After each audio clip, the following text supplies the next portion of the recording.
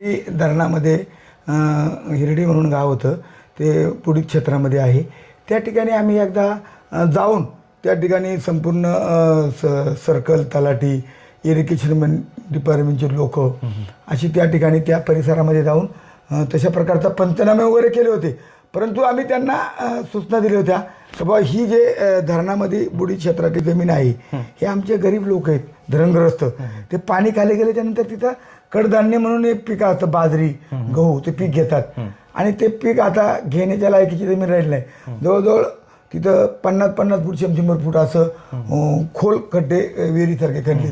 त्याच्यामध्ये भरपूर अशा पाऊस पडल्यानंतर काही शेतकऱ्यांच्या म्हशी त्या खड्ड्यामध्ये गुंतून मेल्या. म्हणजे 1.5 लाखाच्या म्हशी त्या ठिकाणी त्या गाळामध्ये गुंतून मेल्या.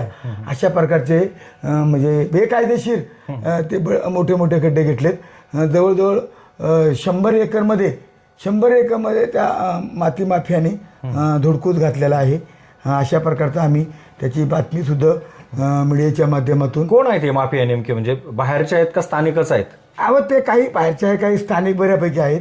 त्यामध्ये माझा खरं तर आता मी कोणावर आरोप करू शकत नाही, परंतु माझी अशी तालुक्याला आव्हान आहे की या माती माफियांना खरं तर पाठीशी घालणाऱ्यांना जनता धडा शिकईल.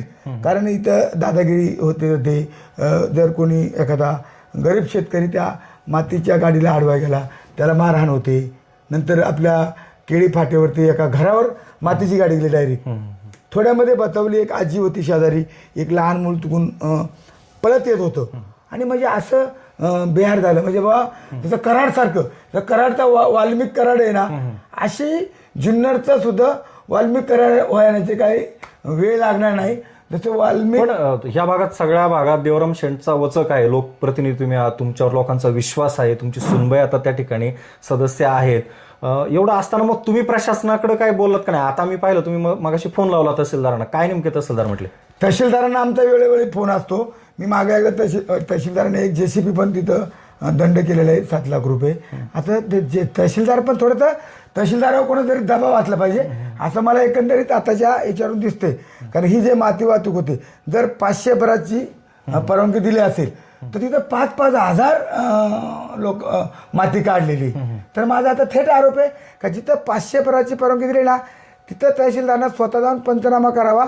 ही 500 भरात माती काढली का 5000 काढली. म्हणजे गाडी जर रस्त्याला अडवली तर त्या 500 भराची पावती त्यांना दाखवतात. आणि ग्रामपंचायती या पेसा अंतर्गत असल्यामुळं हाच महत्वाचा मुद्दा आहे. पेसा अंतर्गत येणाऱ्या ज्या ग्रामपंचायती आहेत तर त्यांना काही नियम, कायदे वगैरे राज्य सरकारचे असतीलच ना. परवानगी जवळजवळ 20 ते 22-25 ग्रामपंचायती पेसाच्या आहेत. कुठलीही पेसाची ग्रामपंचायत परवानगी देत नाही. फक्त एकच ग्रामपंचायत आहे खडकुंबे का ती ग्रामपंचायत त्यांना परवानगी देते. त्याच्यामुळं आमचा त्यांना सांगून झाले, आम्ही सांगून कंटाळलोय का तुम्ही कुठलीही प्रकारची पेसा अंतर्गत येणाऱ्या गावांनी कुठल्याही सरपंचांनी ही माती वाहतुकांना परवानगी देऊ नये. परंतु ते आपल्या काहीतरी आर्थिक व्यवहार करून त्या परवानग्या दिल्या जातात. आणि दिल्याच्या नंतर मग आम्ही त्यांना तिथे एकदा मारहाण झाली, पोलीस स्टेशनला गेलो. पण कोर्टाच्या नंतर 2 नंबरचं कोर्ट जुन्नर तालुक्याला तहसीलदार आहे, न्यायाधीश. आणि तहसीलदारांना न्याय द्यायला पाहिजे शेतकऱ्यांना. शेतकरी हा आता सध्या अडचणीत आहे. प्यायला पाणी नाही, चालायला रस्ते नाही. पुढं ते थोडेसे वाकडे तिकडे रस्ते होते, त्या मातीच्या लोडच्या गाडीने फार त्याचा पोजवारा उडाला. त्या रस्त्यांची पण वाट लागली. रस्त्यांची वाट लागली म्हणजे जवळजवळ गुडघ्या इतके खड्डे रस्त्यानं इथून जुन्नरून निघाले ना आपटळ मार्गी तर पार वर केळी, मानकेश्वर, कुकडेश्वर, उचराण, खडकुंबा, घाटघरपर्यंत रस्त्याची आई दोरी. म्हणजे एवढ्या कोटीचे रस्ते केलेले काही उपयोग झाला नाही. कशामुळं?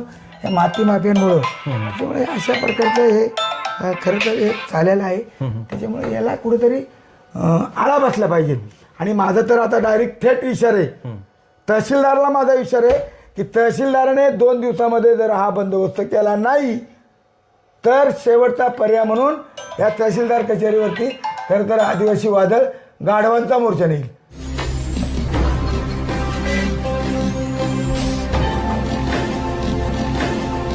ताज्या घडामोडी आणि नवनवीन माहिती मिळवण्यासाठी समाज दर्पण या YouTube चॅनलला सबस्क्राईब करा आणि बेल आयकॉनवर क्लिक करा.